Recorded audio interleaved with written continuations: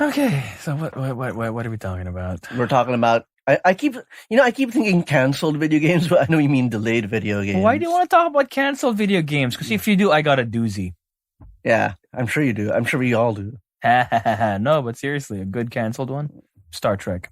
Secret of Vulcan Fury. Oh, deep cut! Diba? Ina yun. No, like seriously. I just fell off the internet. The trailers looked amazing. The voice cast was the entire original series crew. It was made by the same people who made Judgment Rights and 25th anniversary. So it was supposed to be an adventure game, which would have been awesome. But I don't remember why they didn't push through with it. Like, all the recordings were done. Yeah. And all the designs were done. Yeah. Oh, right. Oh. I don't think this was officially part of the episode. No, it really wasn't. Sorry, I'm so sorry. Oh, right. See, content happens whether you know it or not. Okay. There should be a sign in the street. Content approaching. Okay, here we go. Welcome to 3 Point Landing, where we talk about movies, games, and stuff. Sorry again. Welcome to 3 Point Landing, where we talk about movies, games, and TV shows. I'm Misha. Matthew. The hell was that? Something special, I don't know. My co-host's senses have taken leave of his body. When they come back, we will be talking about delayed video games.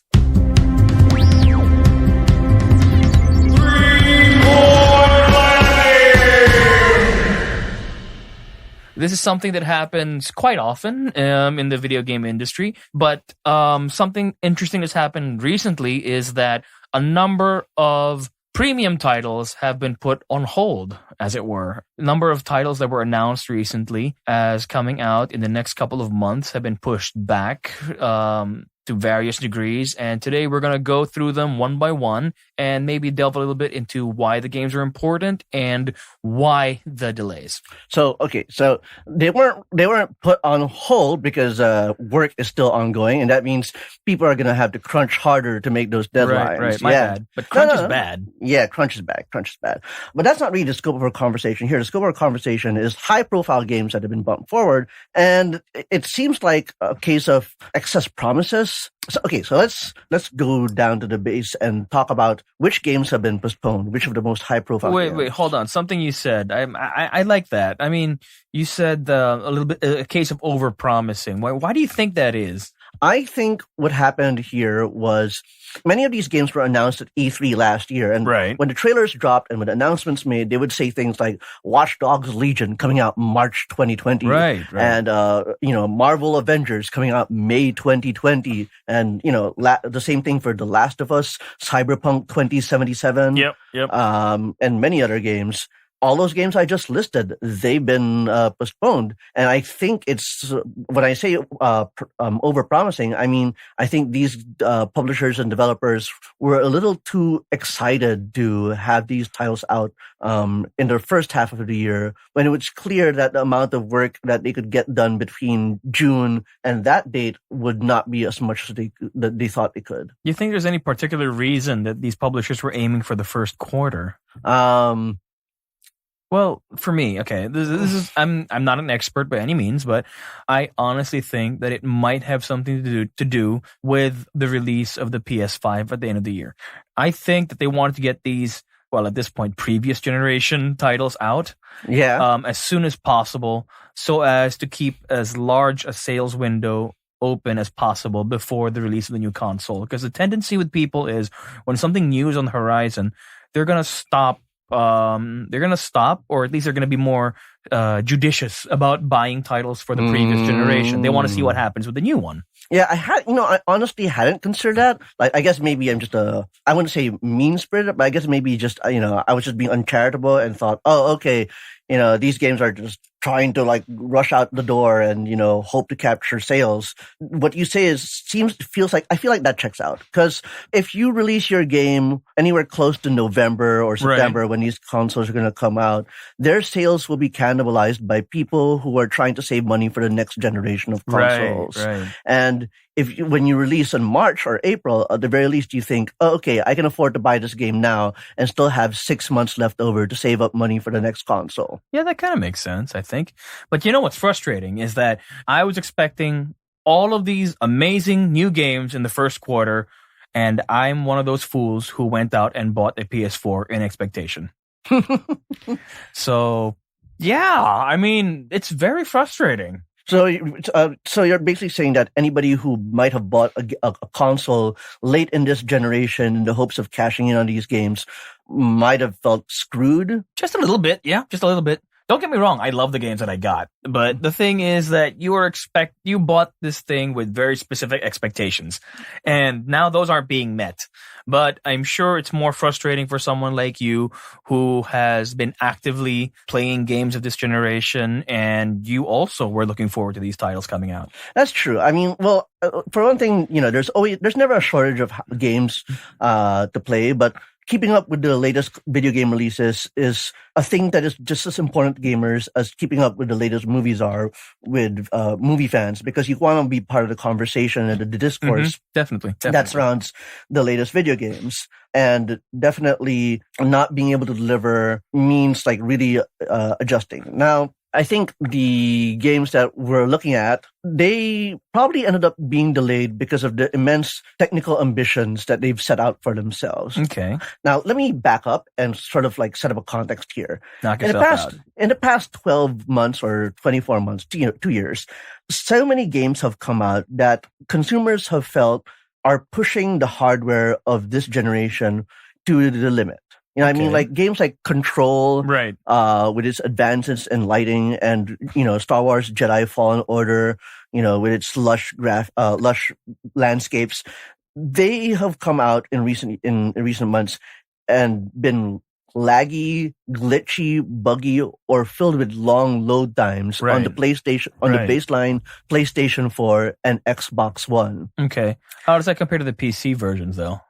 I still think they take a long time to load. Maybe faster, but not enough. Okay, and fair enough. I bring up this point because what I'm saying here is that I kind of feel like people are trying to wring as much blood out of this generation as possible. They want to keep pushing the envelope for what can be done with video games, but are very reluctant to give up the privilege of releasing those games on consoles that have huge audiences and huge install bases. Right, because you already have a guaranteed bunch of people who are going to be looking for the next big thing before the arrival of the next big thing. Yeah. The actual next big thing. Yeah, and people love to talk about the hype that goes on with games that are going to come out for the next generation, but those games tend to suffer a little bit in the initial window because they're releasing to smaller install bases. Right. You know what I mean?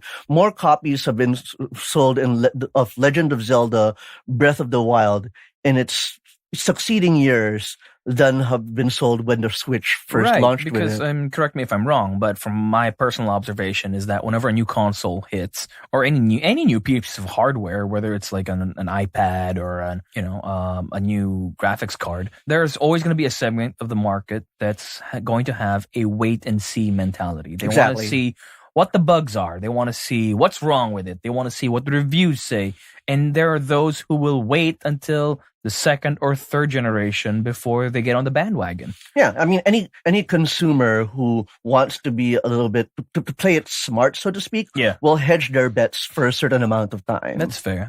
Yeah, and so it just makes sense to get all of these games out now while the getting is good on the existing generation of consoles before the next one hits. Yeah, I mean, on the publisher end. So basically, yes. And I mean, from a sales point of view. Yeah, and I'm not comfortable with that. On the one hand, it's the smart business decision to exploit that install base. On the other hand, I don't know if those video games will express themselves in their best form on the PlayStation 4 and Xbox Series X. Are you talking from an aesthetic point of view or from a gameplay point of view? From a technical view, meaning like, okay, let's start talking about the games that have been delayed. I think the first one I want to talk about, which is not necessarily hype, but I think is worth discussing, is Watch Dogs Legion. Okay. The third installment in Ubisoft's techno-thriller series of open-world games. Okay, besides the fact that this is a sequel to an existing franchise, What's exciting about this one? What makes it different? What makes it different is the premise that Ubisoft and lead designer Clint Hawking have set for it, which is that it's a game where you lead a revolution, sort of a resistance movement against the surveillance state in a post-Brexit futuristic England. Okay. And what happens is that you're against surveillance, you're against the police state and all that stuff. And the big gameplay hook they've been telling everybody is that every character in the entire city of London has his own backstory and has their own like personality and their own classes and skills and stuff like that. And they can all be recruited. So it's kind of a sandbox. It's a sandbox, and the way the game is supposed to work is that you can go up to a guy and do them some favors and they'll join your army. And this applies to every single citizen in England. Wow. Okay. And I don't know how that's ambitious. Yeah, it is ambitious. We've seen some gameplay of it, and I don't know if they're hard scripting every single character or if they're tasking a procedural algorithm to generate it. But it has been on record that difficulties with like developing this game, with making it work, is what's contributed to how long it's taken to release it. And so now I'm thinking, okay, here's a game that's in a massive world, has great technological ambitions, and is probably going to be expected to push graphics a little bit. And they want to release it on the regular generation Xbox and PlayStation 4. And I don't know. Will that game suffer on these platforms that are now based on hardware that is 7 years old now? Wow, the PlayStation 4... It's been that long. Is 7 years old. When they came out, they weren't even considered top-tier PCs. Right. I'm not holding that against it. It's just that consoles tend to represent a very an average level of technology. True. To keep costs within reason for the consumer. Right. Yeah. And the fact that they're putting it out now, that they're choosing to put out something that's, in theory, more technologically advanced than what we've been seeing lately.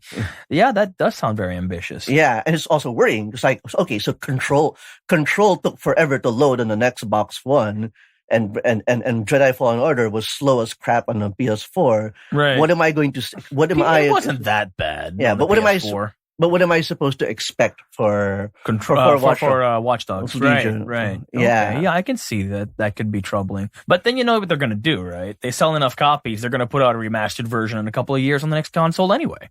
Yeah, and you'll get it again. Oh, but here's the thing. We don't know what the game plan is for Watch Dogs Legion, but that allows me to segue to another topic, which is Cyberpunk 2077, a game which has recently pledged that if you buy Cyberpunk 2077 on the Xbox One, right, you are entitled to a free version of it or a free upgrade to Xbox Series X, the next one. Right. So you don't have, consumers who are worried about paying twice for a video game under Xbox and specifically Cyberpunk 2077, that's not a worry. So already console manufacturers like Microsoft and publishers like CD Projekt Red, who create Cyberpunk 2077, are already thinking about this, about how consumers might be worried about having to double pay. And they've said, you know what? Don't double pay. Okay, that's cool. That's kind of cool. 3-point landing!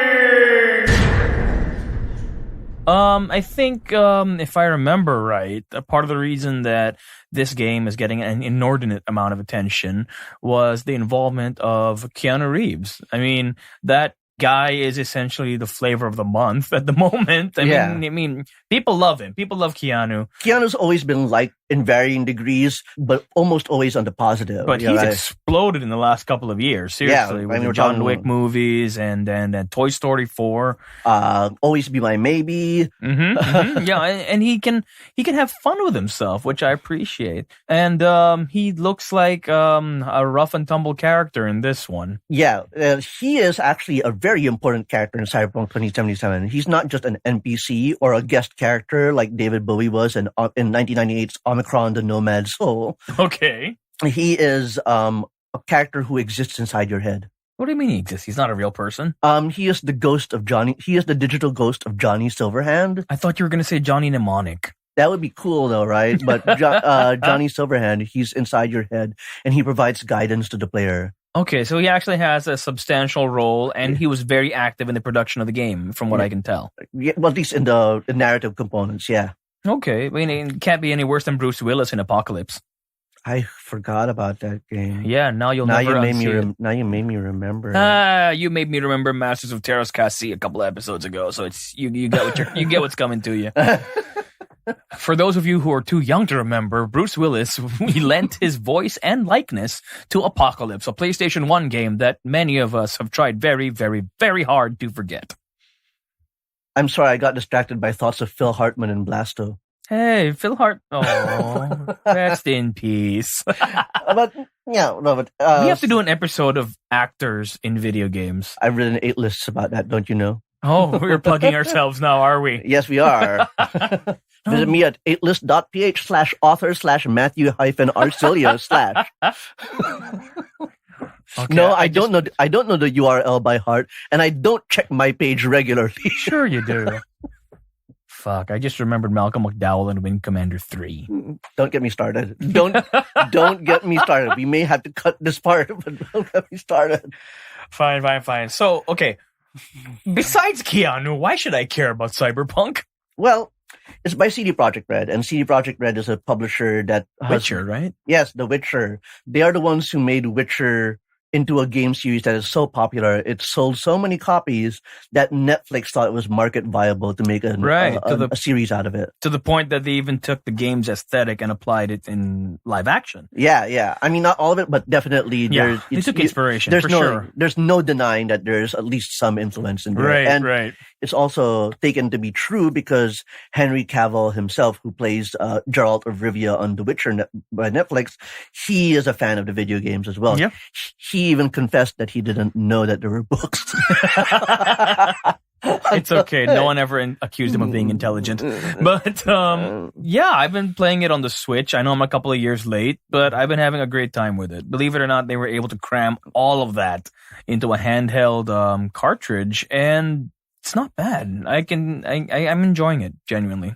Cool. So this is basically the first new property from CD Projekt Red, and I think that alone is what has gotten people excited. But CD Projekt Red is also a company that is famous for producing games that have really heavily art-directed games. You know what I mean? Like, the art direction is something to the point wherein when I first played Witcher 2 on my relatively top-of-the-line computer... Humble brag. Relatively. Humble brag. It brought it down to its knees. Okay. The Witcher games are famous for being demanding on the PC, and there's no reason to believe that CD Projekt Red won't repeat that kind of demanding. No, but seriously, I mean, no kidding. The creator of God of War, when he tried out Witcher on the Switch, he thought it was nothing short of, witchcraft. He said that Witcher 3 is like 8 times bigger than any of the God of War games that he made in his day. And he can't even imagine those games working on the Switch. So the fact that Witcher 3 is now available to be played anywhere on the go, incredible. And now you're saying this new game, Cyberpunk, is going to be along those lines? Yeah, along those lines. I mean, it's, futuristic. It's, lots of high-tech criminal chicanery. And yeah, that's another game that I am, inclined to wonder how that will perform on a PS4 or an Xbox One versus an Xbox Series. But here's the thing. One of the things that the developers said when they announced the postponing of the game's release from March or April to November is that they said that they will definitely have to crunch. Like, they literally admitted this. Didn't they promise that they weren't going to do any such thing? No, they promised that they won't crunch us hard. We're not going home at 4. We're going home at 3:30. Yeah, pretty much. Bloody hell. Okay, now. And I won't get into it here. There's a whole other episode for me to talk about video games and labor practices. Oh, we have to talk about that. Yes, we will. Definitely we will. But I will say that I'm not really excited about CD Projekt Red as a company, because they have demonstrated that they have an attitude of like, well, if you work for us, it's a privilege. Isn't that how most of them justify it? You don't want to work for us? Fine, leave. We'll find somebody else who wants this on their resume. Usually a company will perform that internally. You know what I mean? CD Projekt Red actually said this in a public-facing statement. They said, our way of making games, is very special and not like others to work, and so it requires a very special kind of individual to work the way we do. Which is basically saying you need to be special to work for us. To which Rockstar said, shut up and hold my beer. I got this. Yeah. So anyway, Cyberpunk 2077. Okay, here's a title that I'm actually looking forward to, and I want your take on it. The Avengers. I don't know what to make of it. Look, okay. We grew up in a time, like in the 80s and the 90s and whatnot, when movie tie-in games were generally terrible. They were terrible. But you got them because they had the movie poster on the box. Or because, you wanted to be Batman or whatnot. But for the most part, licensed games were terrible. And recent years have kind of turned the tide a bit. Wherein that most franchises, when they have a big movie coming out, they don't bother with putting out games on mainstream consoles. They'll put it on mobile, where you can just forget about it, where it doesn't really matter. You're not as demanding. You just want something to do on the way to work. But titles like Arkham Asylum, or even Fallen Order, to some degree, they show that if you put in some time, love, money into these franchises, then it is possible to do a decent licensed game.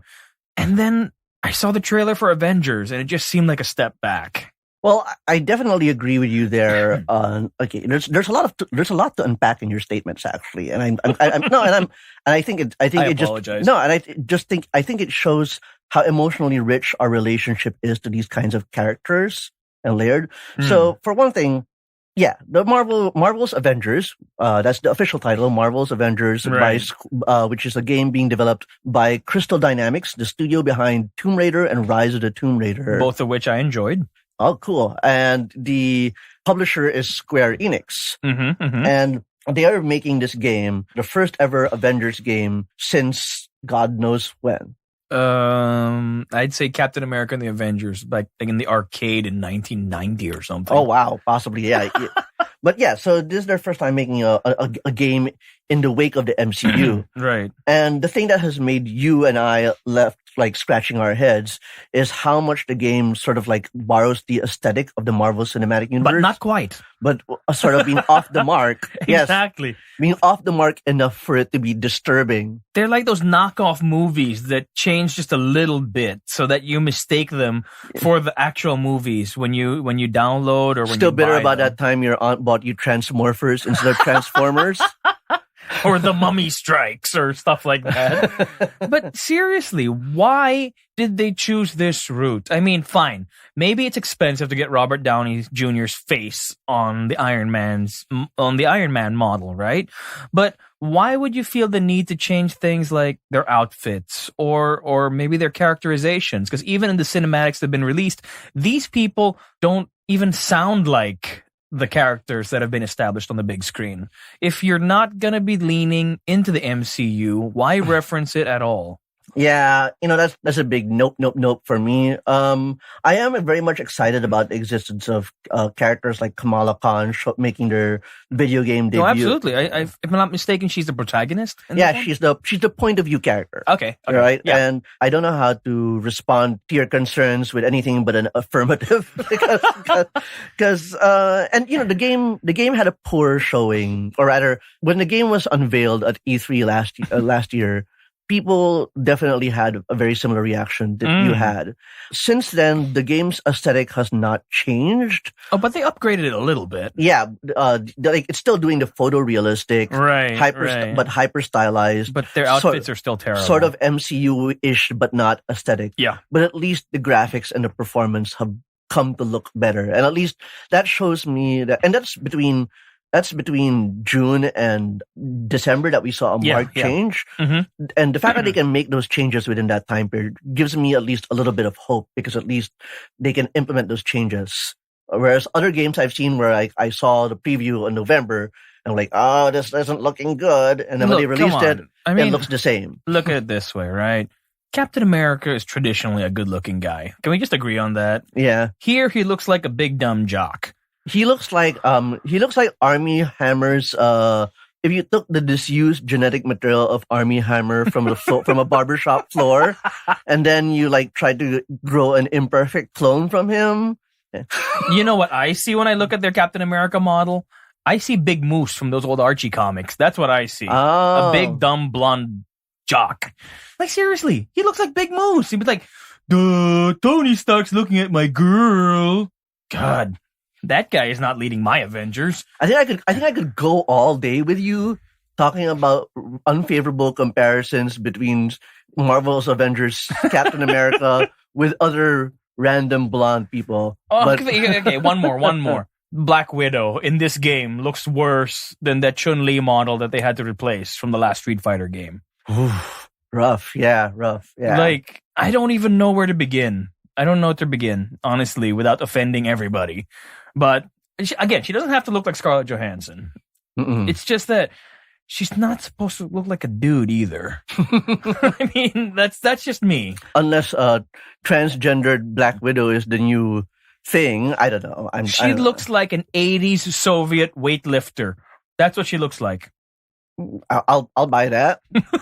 But anyway, like, so with Marvel's Avengers, okay, fine, go.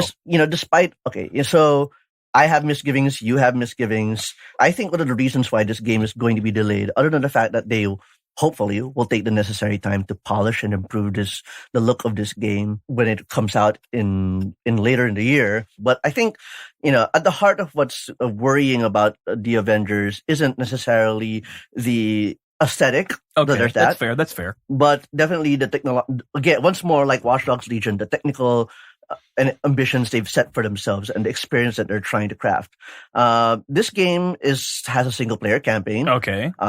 As most good games are expected to have nowadays. Mm-hmm. But they also want to design this game like an ongoing comic book experience where every month well, I'm not sure it's every month, but every once in a while, new characters, new story arcs, new content will be added to the game. Okay, so that sounds cool. Yeah, so that means at launch we'll get the core Avengers and Kamala Khan, but in the future we might get Ant-Man, we might get Falcon, we might get all these other characters being added in. See, here's a funny thing. I was going to mention some of the weirder Avengers, but given the way the MCU has been going, I honestly wouldn't mind if we get some of the more offbeat ones, honestly, because it could totally happen at this point. Who knows, right? You jest, but I think that would be beneficial to the game because then they don't have a point of reference to be compared against unfavorably.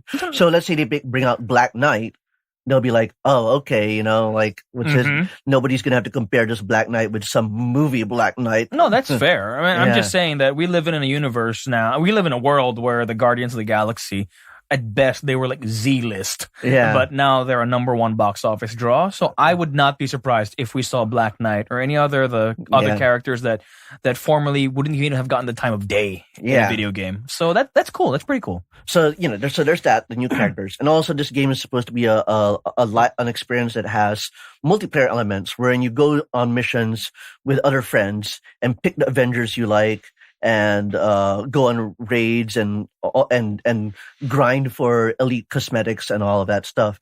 So already they need to make sure that the game not just plays well, but also has the infrastructure to support all of that, like multiplayer stuff and synchronization of content and even just like facilitating the commerce that goes with selling and buying cosmetic items, which might seem puzzling to most people who play a lot of video games because you think, haven't they figured that out now? It's funny when you say cosmetic items. I mean, I know what you mean, but now I can't stop imagining Captain America with lipstick. Like, seriously. Well, that might be an alternate skin for Captain America. Glammed in America. He's fierce. Sorry, Captain Glamerica. Yes. All right. For the flag, he's fierce. For the flag, he's fierce for the flag.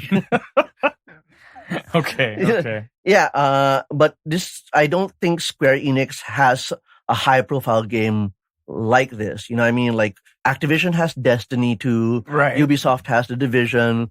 EA BioWare has No, you can say that. You can say it. Has Anthem, and Square Enix would like to, deliver that kind of, get that kind of like. Do you think that they have it in them to deliver an adequate or even enjoyable experience? I wouldn't say I have zero faith, but I would say that given the failures of companies that felt like they couldn't fail in the past, right, or in the recent past, it's definitely something to really keep an eye on. You know what I mean? Like Anthem, Anthem was from BioWare, a company that people thought highly of back in the day with Mass Effect and Dragon Age. Fallout 76 is from a company like Bethesda that made Fallout games that most people love. That was a train wreck. Yeah. So that was an absolute train wreck. Anthem, I would even give it the benefit of the doubt. No, not even. I mean, I would give it some leeway. It was uneven, but Fallout 76 was just, that was a hate crime. Honestly, that was like, that should never have been released. Yeah, honestly. Speaking of, while we're still on the topic of upcoming games that have been delayed, another one I'm looking forward to is Last of Us. The Last of Us Part 2. Absolutely. I had a great time with the first one. It was like playing, well, it was essentially Logan, but it was good. It was like fun. I think it's like a Cormac McCarthy novel, like wrapped in a zombie apocalypse kind of thing. With a healthy helping of gore. But the sequel, how long have we been waiting for this? How long has it been since the last one came out? The Last of Us, the original The Last of Us came out on the PlayStation 3 in 2013. So this has been 7 years since, unless you count The Last of Us Remastered being released like later that year. I don't want to count. Was it the same year that Remastered came out? I think it was a little bit maybe later. After. Maybe it was 2014. Later. It was 2014, later. Yeah. But here's the thing. Now it's being delayed. Was it the case, once again, of them biting off more they could chew by saying that they were coming out and then there's no way we can make that date? My hypothesis really here is going to be, unlike the previous examples mentioned, it's just a lot of animation to work on, a lot of stuff they've been working on. And I think it might also be a shift in internal policies. How so? I'm not a 100% insider in the video game industry, but Naughty Dog is a company that has well-documented issues with crunch. But unlike other companies that have tried to double down or excuse it, it's become a source of personal drama for the company. Like the studio directors like Neil Druckmann and Bruce Straley, they have confessed how much of a great toll making these games, like the personal cost these games have had on their lives. And that's just them at the executive creative director level. Right. To say nothing of the employees who work under them. And while I don't think Naughty Dog has handled its crunch perfectly in the past, it's definitely a company that at least demonstrates an interest in addressing that situation. So you're saying that maybe the delay is because they don't want to crunch as hard? Yeah, and I don't think the move of the release date from one point in time in the calendar to the other is precipitated by a change in reducing crunch, but rather a consequence of policies that were put in years before already about like they decide, okay, let's cut down on crunch in about 2017 or 2018, and they thought they'd be done by March. And and Last of Us Part 2 is a game that might not seem ambitious from a creative services or technology perspective, but it's definitely an animation intensive game. Oh, absolutely. Yeah, this is a game where Naughty Dog's motion capture is unparalleled in the business. I think I'm gonna have to disagree a little bit on the part of the technical aspects, because something that the original game had going for it, even before they remastered it, it looked amazing. On the old PS3. It looked even better when it was remastered. And it essentially became like a landmark title for the console. So I think that maybe they have that kind of pressure on them now to deliver an experience equal to, if not superior. They have to make something that's going to make your eyes bleed because of how beautiful it is. Definitely. No, I think you might be overlooking how much in agreement we are on this, which is that what I'm basically saying is that this game is expected to be as visually stunning, if not more so, than the predecessor. And to deliver those visuals, deliver that animation while trying to address their own overwork culture has come at the cost of a release date. That's what I'm hypothesizing. Well, I think in this case we can live with it because Yeah. if it makes for a better experience further down the line, then so be it. And if it means that's not at the cost of the personal life, if it means a reduced cost on the personal lives of the people who are working for it, then fine. Yeah, that too. Yeah. Sorry. Oh, you know me. You know, I mean, my heart goes out to anybody who has to crunch, has to work 2, 3, 4, 5, 6 hours overtime on a daily basis because it's not fun. It's really not fun. Yeah, and if it means the video game developers get to stay in the industry because they're not burnt out, I can live with that. Okay, yeah, that's cool. That's cool. 3-point landing. So, for now, let's move on. Those are the titles that are upcoming, that we're looking forward to, that they got the release dates pushed back. What titles come to mind, Matthew? Looking back, what titles come to mind for you that were delayed, but eventually came out after much hype and much speculation, and were they any good? I feel like I have less experience with that than most other people. I know that can be surprising considering how many video games I play, but it's because most of the games that end up getting delayed usually have big console releases, and also I tend to play a lot of video games, Right. so I tend to be very easily distracted from slipped release dates. Okay, fair enough. But I think one game that is definitely worth remembering for me is The Last Guardian. Okay. It's not one that is close to me emotionally, but it's definitely a game that has existed for a very long time for us. Because, so The Last Guardian... I was going to ask. Is Tell a us game. What is it about? Yeah, The Last Guardian is an emotional journey game about a young boy and his beast friend, this sort of like dog-like creature named Trico, Okay. as they travel across a ruined landscape. Ruined. Ruined. Did I say ruined? No, I just like saying ruined. A ruined landscape. And that game was announced back, I think, in 2005 or 2006. Okay. And it didn't come out until 2018. Wow. They took their time, didn't they? They did. And, it came to a point where people were joking about it like it was vaporware, like it would never come out. Because this is, and people were also very excited about it because the past games that the developer Fumito Ueda had made were very emotionally affecting experiences. So The Last Guardian was supposed to be a bespoke experience that they were all waiting for that couldn't be answered by the next Half-Life, the next Fallout, the next Quake or whatever. And yeah, that game, really, nobody thought that it would ever come out, but it did. And Right. The other game that comes to mind for me is Final Fantasy 15. Oh, yeah. That one also took its sweet time, didn't it? Yeah. Final Fantasy 15 is a game by Square, as we all know, because Final Fantasy is an iconic franchise. Right. It was announced back in 2006, hot on the heels of Final Fantasy 13. Yep, I remember. And they didn't release it until 2015. So it took them 9 years, I think, to make this game. Right. We were already playing Arkham Knight at that point. Yeah.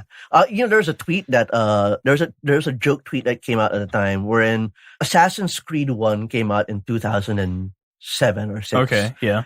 And 15 Assassin's Creed games were released between 15. Yeah, between 2007 and 2015. And so the joke was that they've released just as many Assassin's Creed games as they did Final Fantasy games in that time period. Wait. But hold on. Okay, something I got to ask, though, whether it's The Last Guardian or whether it's Final Fantasy 15, would you consider the wait to have been worth it in those cases? Okay. So wait is a very difficult question to answer, if only because when you're playing the game, when I play the games, I don't carry that baggage with me. Right. The anticipation is not something that gnaws at the back of my head when I'm playing a video game. Okay. I can only exist in the now. I can tell you that those games were definitely good enough to warrant their... Right. I don't know if they were worth the wait, but they were definitely good. You know what I mean? 15 was good. I'll give you that. Final Fantasy 15 was good. I never played The Last Guardian, though, so I can't speak to that. But, there's also something to be said about games that take their own sweet time and are just absolute garbage, making you wonder why they bothered in the first place. I guess where I'm coming from is the infamous Duke Nukem Forever. The name, the legend. Duke Nukem Forever was a sequel to the classic Duke Nukem 3D. Duke Nukem 3D, of course, was the third in a series of side-scrolling Duke Nukem games, but this one took the leap and became a first-person shooter.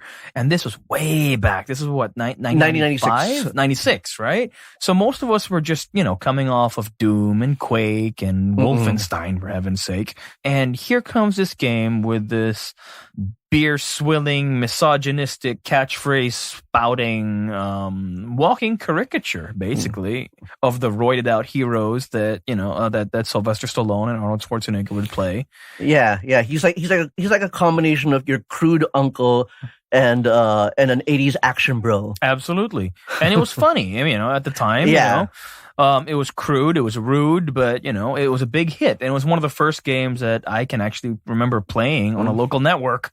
So, yeah, everybody looked forward to that. And how many years did it take for that to come out? The sequel to come out, for Duke Nukem Forever to come out after Duke Nukem 3D? I think it took about 15 years. 15 years, and I think, 3 developers, 2 publishers? It was just ridiculous. It tells you something about a game when the development of the game outlasts the people who created the original game, the company that, originally owned the rights, and, even like some of the other staffers who conceived the idea. So this game went from 1996 Duke Nukem 3D by Apogee and 3D Realms, and by the time it was released, it was by Gearbox Publishing. Right. And the sad part was it was garbage. Yeah. It was absolute garbage. I'm sorry. It just really was. It didn't play right. It didn't look right. And by the time it came out, we were creeping up on, let's say more evolved sensibilities, where the caveman antics of this 80s throwback weren't entirely acceptable anymore. Yeah. So it just basically had no reason to exist. I mean, okay, I have 3 things to say about this whole Duke Nukem thing. Go for it. Number 1, Duke Nukem 3D is awesome. You should play it again. It's underrated. I love that in a game. way. No argument. Like the level design is just so frantic and dynamic and exciting, even though it's not as technologically sophisticated as some of its other contemporaries like Quake or Unreal. Right. But it knew I love how to Unreal do Tournament, by the way. Yeah, but it knew how to do humor and storytelling in this sort of action adventure environment.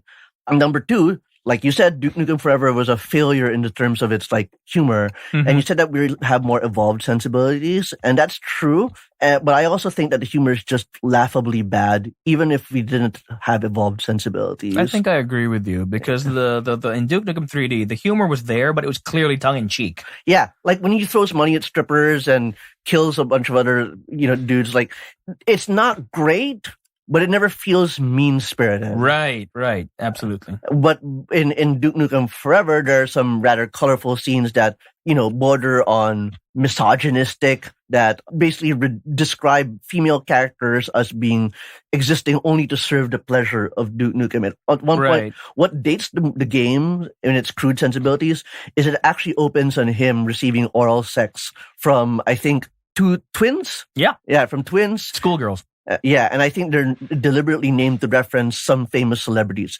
Either they were supposed to be the Olsen twins, or they were supposed to be Winona and Naomi Judd. I can't remember, but that sounds about right. And whichever examples those are, they date the game incredibly. Here's the thing: it became a parody of a parody. Yeah. Okay, that's what made it sad. It was a parody of a parody, and by that point, nobody cared. Nobody cared enough to even try defending it, because the gameplay was awful. Yeah, and there was just nothing to recommend it. Yeah, and that's the third and final point that I wanted to make, which is that even if you could get over that ugly humor, the game just sucked. It was glitchy.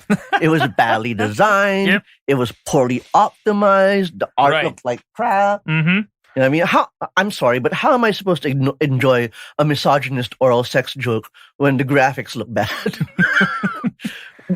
Spoilers, I don't enjoy misogynistic oral sex jokes, regardless of the circumstances. Yeah. Well, it's funny that you should be talking about happy endings because I think we're nearing the end of this episode. But really, there are so many other awful games out there. There's so many other delayed titles out there. There are games that we've been waiting for since, I don't know, high school that we still haven't seen the light of day of. Oh, really? Which ones are those? Half-Life 3. Really? Nothing? Come on, Half-Life 3. I think I was just shocked. Why? I've been waiting for that game literally since high school. It's not even funny anymore. It's actually kind of sad. I just accept that It's never going to happen. it's never going to happen. Well, why you got to kill my hopes and dreams? Despair. Fine, but when the Avengers comes out and we play it, you get to be the Soviet weightlifter. Deal. All right, so that's it for delayed games and disappointing games of yesterdecade. This has been 3 Point Landing. You can listen to our other episodes on Spotify, YouTube, Google Podcasts, Apple Podcasts, and you can reach us on Facebook too. This is Matthew. This is Misha. We're recording. This is Misha. We're recording. We are recording from Big Baby Studios. Why am I shouting? Let's try that again. This is Matthew. This is Misha, and we're recording, as always, from Big Baby Studios. Woo. Woo.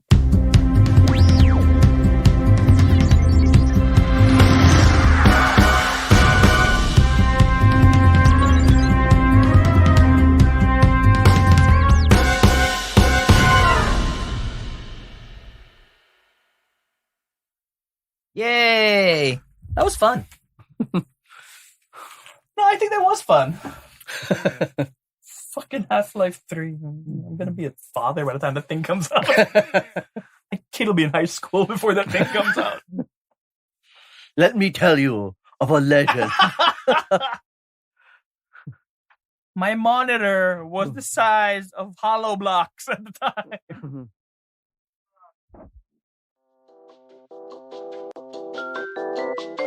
3 Point Landing is recorded at Big Baby Studios. Follow us on Facebook at 3 Point Landing PH.